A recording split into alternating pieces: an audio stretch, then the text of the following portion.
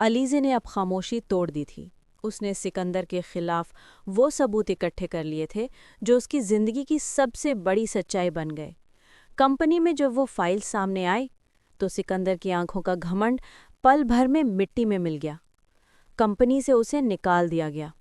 उसकी सूरत से ताकत की चमक गायब हो गई। लेकिन किसे पता था कि अलीज़े की ये जीत उसकी जिंदगी का सबसे बड़ा इम्तिहान बनने वाली है। घर में आरिशा का चेहरा गुस्से से तमतमा रहा था। वो सोच रही थी, ये औरत अगर अपने बच्चे को इस घर में लेकर आई तो सारी विरासत उसी के हाथ जाएगी। नहीं, मैं ऐसा कभी नहीं होने दूंगी। और उसी वक्त उसने जहर का वो बीज बो दिया। जब अलीज़े ने चाय मंगवाई, आरिशा ने उसी चाय में वो दवा मिला दी जो एक मासूम जान को ख़त्म करने के लिए काफ़ी थी। अलीज़े ने जैसे ही वो चाय पी, उसके होंठ कांपने लगे, चेहरा पीला पड़ गया, पेट में भयंकर दर्द उठा और वो ज़मीन पर गिर पड़ी। उसके होंठों से बस एक नाम निकला, हमज़ा।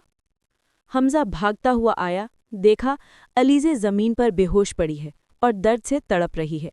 वो उसे गोद में उठाता है, गाड़ी में डालता है और पागलों की तरह हॉस्पिटल की तरफ भागता है। हॉस्पिटल में फरीद हमदानी पहुंचते हैं। वो बीटे को संभालते हुए कहते हैं, घबराओ मत हमज़ा, इंशाअल्लाह अलीज़े को कुछ नहीं होगा। हमज़ा की आंखों में आंसू हैं लेकिन दिल में आग। अब्बू, जिसने भी ये सब किया है, मैं उसे छोड़ूंगा नहीं।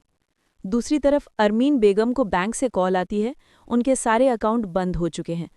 अभी वो बात पूरी भी नहीं करती कि आरिशा का चेहरा मुस्कुरा उठता है। वो धीरे से कहती है, अलीज़े अब जिंदा लौट कर नहीं आएगी। मैंने उसकी चाय में जहर मिला दिया था। मैं नहीं चाहती थी कि इस घर का वारिस उसके बच्चा बने। अरमीन का चेहरा सन्न रह जाता है। लेकिन उसी वक्त हॉस्पिटल से फ़ोन आता है। फरीद हमदानी की आवाज़ में खुशी गूंजती है, मुबारक हो अरमीन बेगम, आप दादी बन गई हैं। लेकिन ये खुशी सिकंदर की माँ और बीवी दोनों के लिए जहर बन जाती है, क्योंकि अब सिकंदर को सच्चाई मालूम हो चुकी थी। अलीज़े दरअसल अनुषा की छोटी बहन है।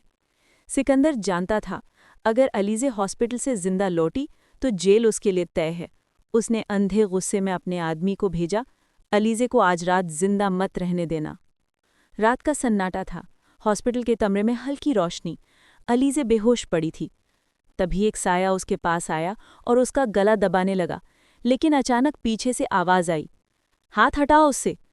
हमज़ा कमरे में दाखिल हुआ। उसने उस आदमी को ज़मीन पर गिरा दिया और उसकी धुनाई कर दी।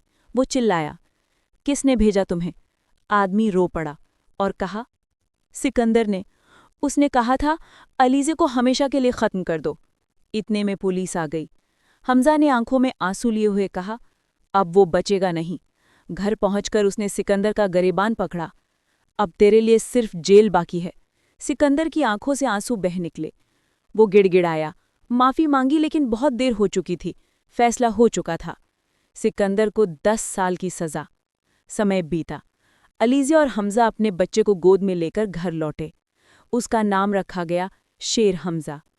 अरमीन बेगल ने लोते हुए अलीज़े से माफ़ी मांगी, लेकिन आरिशा के दिल में अब भी आग जल रही थी। वो घर छोड़कर चली गई। जेल में सिकंदर से मिलने पहुंची, लेकिन वहां उसने जो देखा वो एक टूटा हुआ इंसान था। सिकंदर अब दीवाना हो चुका था और आरिशा उसे छोड़कर चली गई।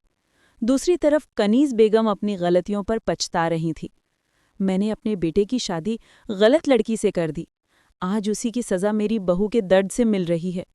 उनकी मौत के बाद उनका बेटा हन्नान पूरी तरह टूट गया और अलीज़े की पुरानी यादें उसके जहन में फिर जिंदा हो गईं। कैमरा धीरे धीरे धुंधला पड़ता है और आखिरी आवाज़ सुनाई देती है, गुनाह का दौर कभी छुप नहीं सकता, बस वक्त का हिसाब देर से आता है।